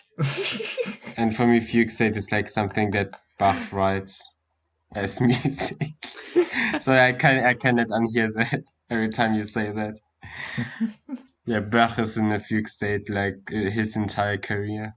Yeah, I mean, I know that for me personally, when I want a toccata, it's always in a fugue state. Remember how you talked about not wanting to do drugs because you don't know if you're going to get back to the mind state you were in previously? Too late! I think you're going pretty far astray one way or another. Yeah. Which is good. Down into that place. That's a good thing. That's interesting. Oh, yeah. If I sink down into that place, I'll never come back. Right. You're only as deep as you make yourself capable of falling. Right. Exactly. Yes. I am Batman. That's what we're trying to get across. Sure. Wait, is that a Batman line? The thing that I said was a line from the best Batman movie, Under the Red Hood. Okay. Because the thing I just said was something I wrote yesterday, and I thought it was original, but maybe my mind plagiarized it somewhere. You did throw something original at me. Yes, that is true. The statement, you are only as deep as you allow yourself to fall, is not Batman, but I feel like it should be. I'll write the next Batman movie, believe me. Okay. Techna, raw skill, instructions, and like, it's a different kind of do. Yeah. That's the Burger King. Yes. It is Doom, kind of. Doom? I think definitely the thing that I'm the least connected to out of all of these is phronesis. And that's only because the Mushin state, while I try to avoid it, the corner drill story shows that... Oh, by the way, we didn't exactly say that, but phronesis is exactly the thing I described earlier. It's making a building out of the bricks you are giving. It's, creativity, but in a remix kind of way. Yeah. All right. I guess I just forgot what phronesis was. Never mind. I take it back. Yeah, I do like that. You can see it in the editing on my other podcast, The Arch Plays. Yeah. A podcast which recently inspired a razor arc, which has gone far, far out from its original location. Be sure to post the picture of me with the razor, with you reflecting. Yeah. Yes. Everybody get a straight razor. They're awesome. Yeah, we'll just all have pictures of ourselves with straight razors on screen. I gotta dig mine up. Listeners, buy a straight razor. Yes. It will improve your life significantly. Specifically the kind we're showing on screen, there's going to be like 3 images so that you know what kind to get. The blades are standardized. You can swap them in and out. It's like the best of both worlds. Go to Amazon immediately. Yes. That's what you should spend all that GameStop money on. Exactly. All that GameStop money. You should be able to get a lot of razors. Probably more than you'd ever need in your life. Get all your family and friends a straight razor for Christmas. Okay, well, they're called a straight razor, but how come the handle is curved? This is a rip-off. It's got a complicated history. The straight razor actually just refers to only the metal part. I'm just being dumb. No, old straight razors didn't have the handle that it goes around. Yeah. Like sufficiently, like really old ones did not have that. Yeah. So it was just like a little scary knife. I'm not sure you understand. If it's a straight razor, why do I get to have one?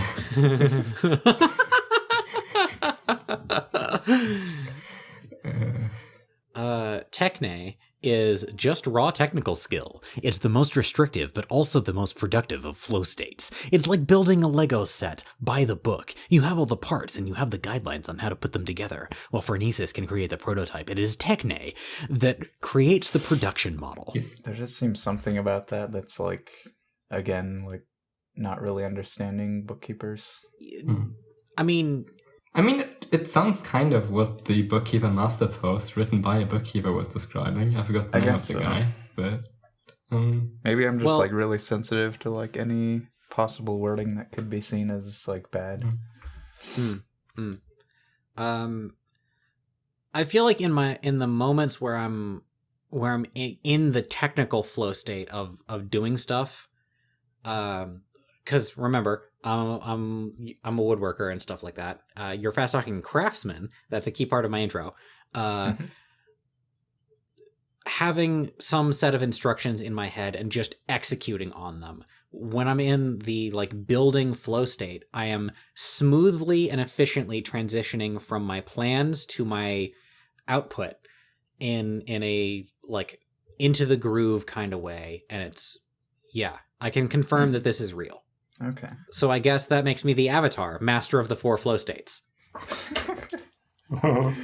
Yeah. And then again, link those back with origination is Bacchanalia, expansion is phronesis, crystallization is techne, and utilization is mushin. And yeah, they also Time Cake does that in the comments and also links it back to the culture cycle we discussed earlier. How these all feed back into each other. Everything's connected. Do the dendritic emergence and all that good shit. And do the nerd goth jock prep cycle. Yeah, all a nice little bow. All feeds back into it. Freaking nerds for Nasus. Yeah, I think Bacchanalia and such are a bit overly extreme. I don't see how that would be a productive flow state for someone who isn't a very just wild off the wall artist. I mean, not all flow states have to be productive, right? I can see how it can work with sort of through other things. I don't think it has to line up with... Well, it's also like a caricature. It's like just a gesture in that direction. Yeah, right. Yeah. Right. So if you aim for that... To be fair, I can see it more than the other ones, so maybe it's accurate.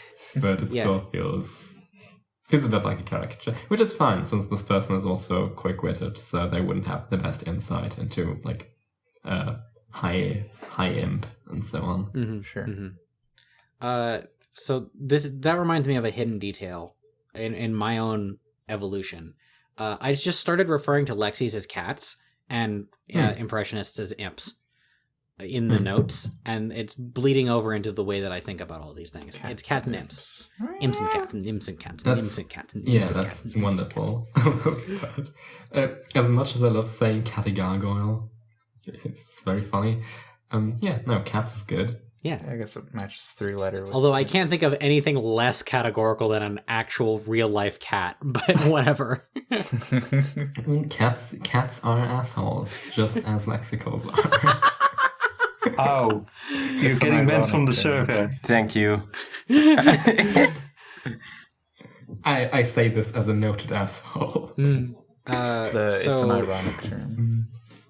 So you say cats are like the least lexical thing. I also want to throw a quick shout out to Give and Take's productivity flowchart here because I was on. Linked. Yeah, it's linked in the post, and we're going to link to it too. It will be on screen. It's on screen. Yeah, there is a lot of really good stuff here that I feel bad about the fact that I was on a podcast live stream type thing with her. And I hadn't read it at the time all the way through. I just kind of skimmed it because reading.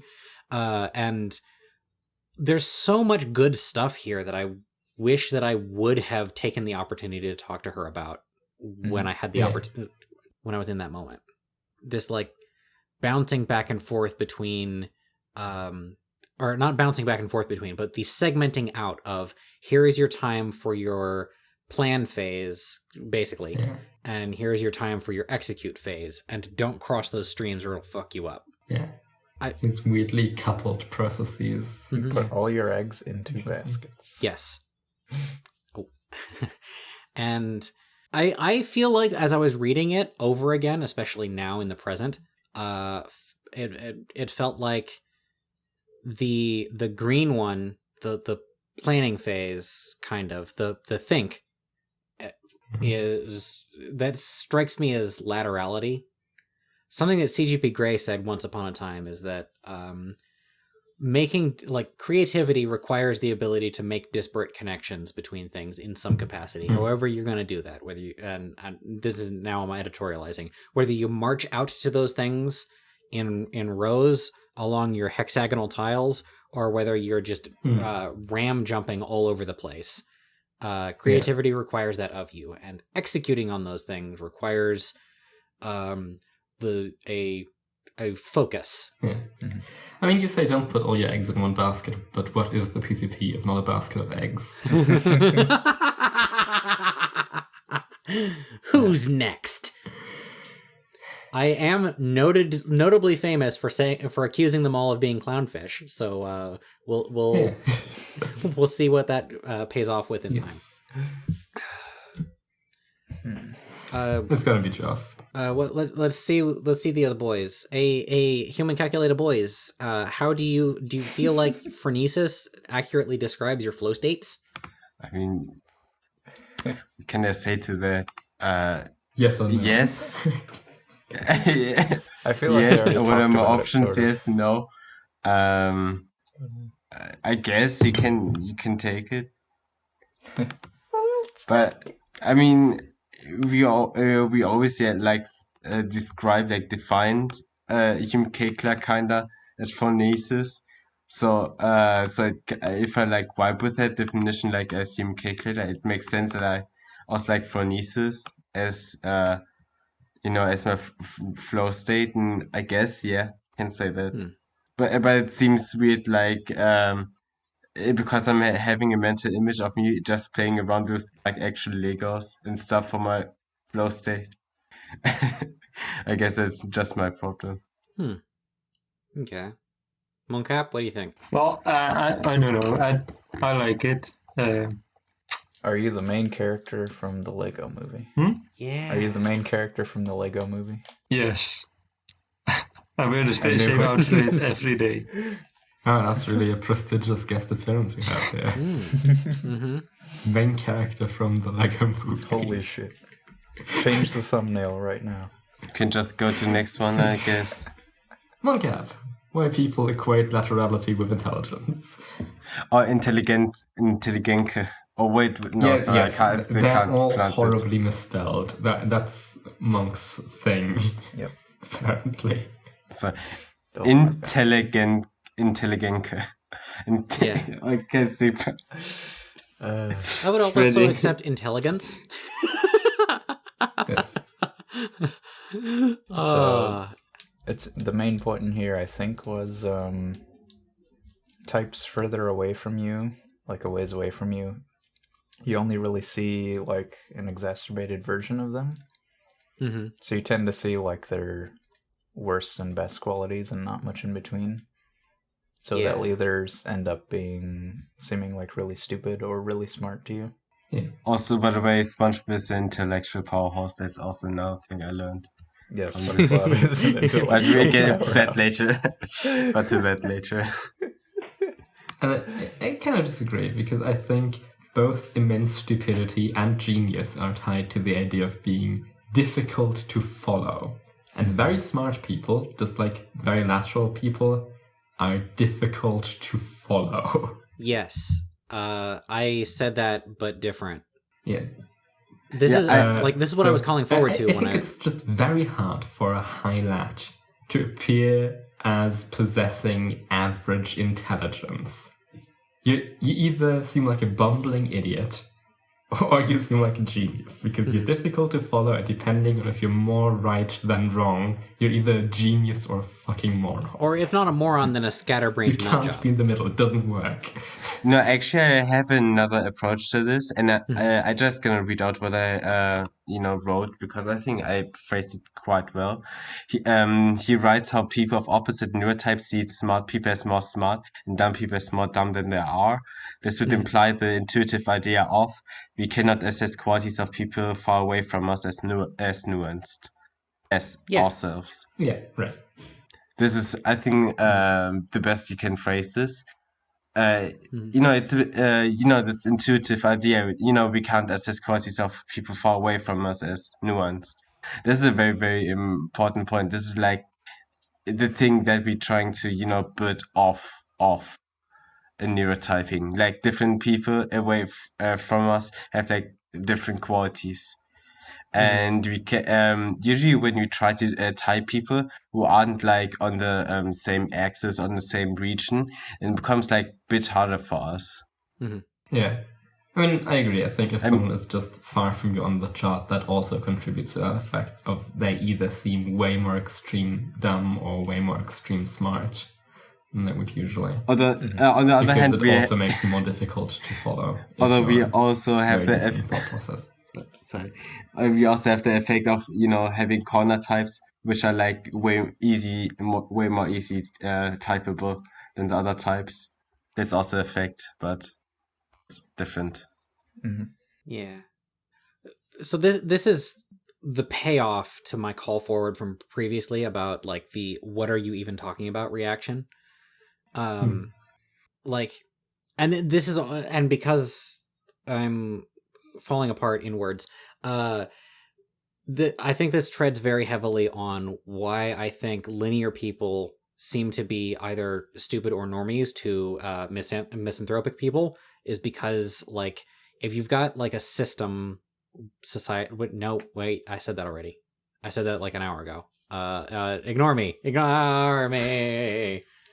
Pedestrian linear thought doesn't stand out that much compared to its surroundings. That's what I wrote when I was in the fugue state. Maybe that's why it's harder to diagnose someone as linear, at least for me. Maybe it's only harder for me because I'm slightly lateral. Whatever, eat the rich. Yes. Overall impression of this post for me. Good and speaking truth. Yes. Yeah, good because the human calculator said it. Yeah, check it.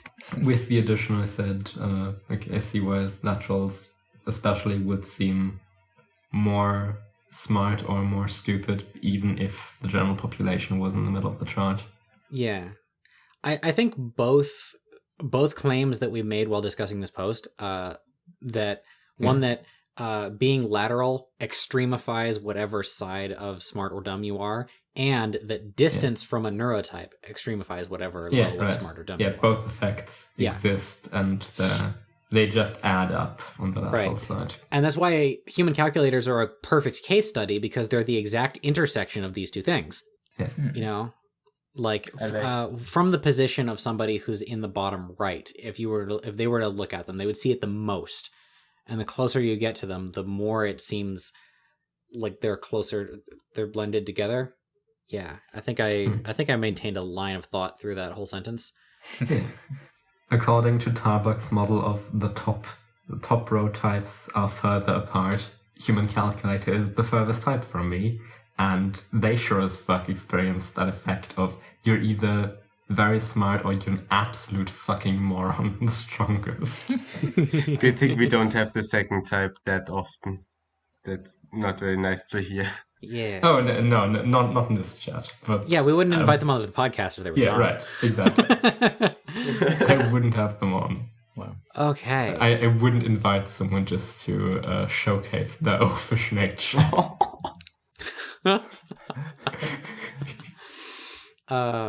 So this is 2 for 2 for Monkaap on this episode of like making posts that are really, really good and I like. Yeah.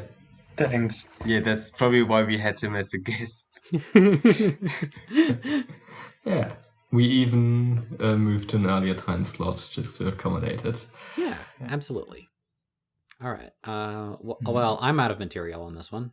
Anybody else? Me too. I just have one small point. I just like the contraposition that we had in this mix-up. Like first we have a video of Roman who says how painful it feels when Lexis are wrong. And now Monkaap, how he explains how painful it feels when imps are wrong. I just like it. It's also exactly how I feel about it. It's like perfect mix of perfect mix of posts here. Oh yeah, wasn't there a link to everyone can be wrong? Was there a link to Donald Trump tweet in this one? And yes, there is. Yeah, we can just embed it probably. Ah, yes. Oh man, yeah. It's your God-given right to be wrong. No matter where you are on the chart.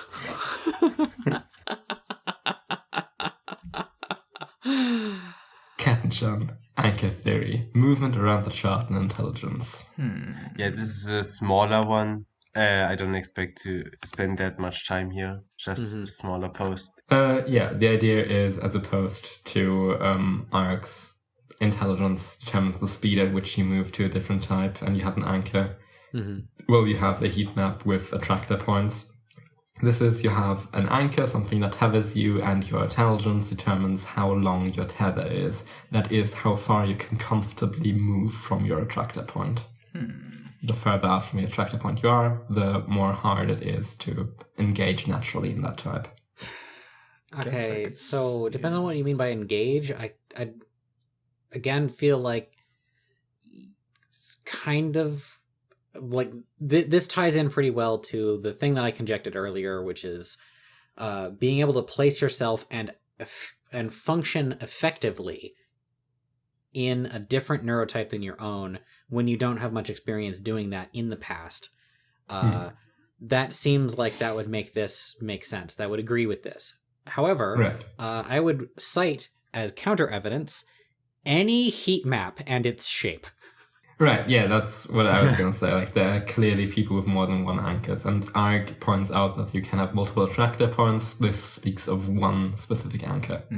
Okay. And yeah, that does not seem to be the case.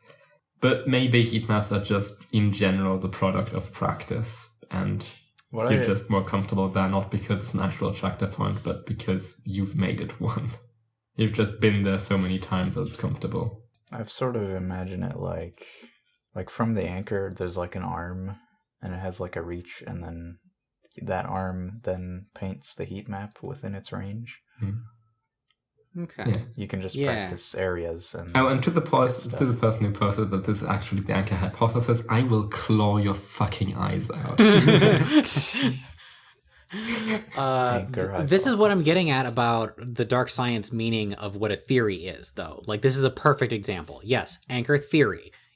Anchor theory is the true name for it, because dark science is truer than the conventional one. Yeah. All right. So I just want to yeah. Go ahead. You know what? I don't like using theory on this. It's too strong of a word for this. To be honest, I don't like especially this. as a quote unquote scientist. I will claw your fucking eyes. Wait, I didn't see that. Where is it? Oh no, did they actually say that? Oh no. All right. I want to highlight the more permanent effect section. Practicing a certain style of thought almost certainly makes it easier to engage in. Many may also choose, consciously or subconsciously, to adopt a thinking style unnatural to them, to be more permanent, or by actively engaging in it at most of the time, and so on. You get the point. This reminds me of the quote, "You are what you do often," and it also bolsters skill theory. My main thing, that all of these axes are separate skills, and this is an RPG stack. I guess there's a bunch of stuff in this episode about what even is intelligence. I guess a bit of foreshadowing. There's the chart looping thing. I think it has to do with adopting a different style that's like extremely far away from you as like a compensation. Well, some theories of chart looping do that, yeah. Yeah, there's a bunch. We'll get to that, I guess. Yeah. So this is just another take on Art's thing. And, but less bad. If you allow for multiple anchor/attractor points, I think it works. But then on the other hand, if you allow multiple anchors, what's like the difference to what's the difference to normal heat maps? To be honest, what's the difference? What's the difference? Does it really matter? Is it really measurable? I don't think so. Yeah. I mean, do we understand heat maps in our mind as like the very complex texture, or do we see it as like, oh yeah, I have these general areas that I use? I mean, this is maybe just a good aid to explain to people. Just this is your general type, and you can probably move out from there in different directions. You probably can't go to the completely other side of the chart, otherwise that would probably make it difficult for you to pick your neurotype in the first place. But that's kind of a tether bounding you, and you can go in different directions with that. But heat maps are in general just a better way of solving that, I think. Yeah. Mm-hmm. Is that it on this one? All right. Last post. Ezekiel 8. Oh, wait. Does someone have a last note on that one? No, last post. Okay. Is neurotyping just empathizing, systematizing, ES theory by a different name? No. It's never another theory by a different name. The answer is no.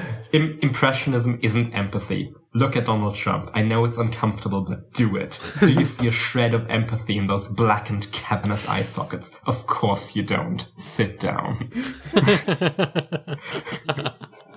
Also, can I be forgiven that I didn't actually look into the post? Oh yeah. After I saw everybody saying no, just no. ES theory is a thing that's born out of a kind of autism research, especially like the extreme male brain theory of autism.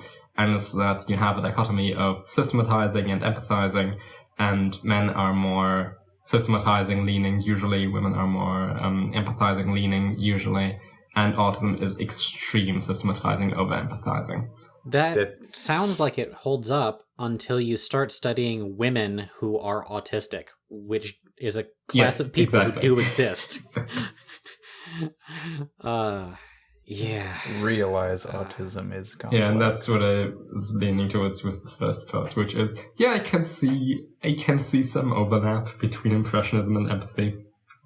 Just because, uncategorized modes of thought lend themselves to being adept at dealing with things that are hard to categorize, but that these things might correlate to some extent in healthy manifestations of both does not mean that they're the same thing. The Impressionism axis isn't the empathy axis. As I said, Donald Trump is a pure instinct. Yeah. I think is SpongeBob empathetic? Is SpongeBob empathetic? I think he's just insane. Intermittently, I guess. I don't know. It depends on what season you're talking about. When he remembers to. When he remembers. I think Gigrot here has it right. Thanks for sharing this. It's very cool. I think that the systematizer axis maps fairly well onto the typicality axis in the sense that lexical thinkers are more likely to be systematizers. But I think the empathizer axis is unique. Yes. Anyone can empathize. Yeah. Yup. It happens. It's known to happen. Even Lexis can do it.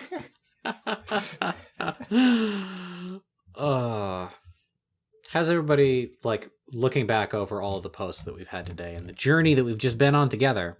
How's everybody I feel about the episode? To be honest, I think this is the best mix of posts we could have made about the zone theory. Just a beautiful tale of posts that just go in within each other. Wave. A wonderful story. Mm-hmm. Yeah. Okay, and the last two ones were just, the usual stuff. Yeah. You can't get them all. I mean, they tied back into the earlier ones kind of nicely. It's a good showcase still of how these posts inspired each other. Yeah. We just talked about most of the ideas in them in the earlier posts. Right. Yeah. And also we're way over time again, so it's probably good the last two posts weren't that content-laden. Yeah. Well, we're pretty close to 2 hours, so I'd say that's not bad. Yeah. I think this is a perfect example of what the neurotyping community is like and what we do on this show, both within the posts of this episode, where you get somebody who produces something that is mostly bullshit, but has a grain of truth in it. And then another person, Monkaap in this example, mines out that grain of truth and expands it into a rich tapestry that we all find deeply satisfying. Yes. It's almost like zone theory, but in real life. Yeah. Super Mario. The mind evolves like a tree, growing ever more complex, ever more intricate, and so too do our abilities to decode it. Our metaphorical beaks evolve so we can peck into those small little holes and claw insects and spores out from them. Yeah. To feed ourselves. Delicious. That metaphor is horrible. I don't know why I picked that one. That's why it's the best. Yeah. Only the most convoluted metaphors. Mm-hmm. Wow. All right. Thanks for indulging once again. I need to recover. Oh, you definitely need this one after what we heard about this. I mean, today was a quite wide day for you. I mean, you just got off it. Today got off of it, right? You only started only doing stuff today outside of, the things. Yeah. Only in the last... only while picking up neurotyping have I done anything other than stocks and graphs and like crypto coins. I lost $100 on Dogecoin. Oh no. Yeah. I'm hoping that it'll swing back, but whatever. GameStop, more like game stocks. Live by the... My GameStop is doing pretty well. Oh, live by the stocks, die by the stocks. Yes.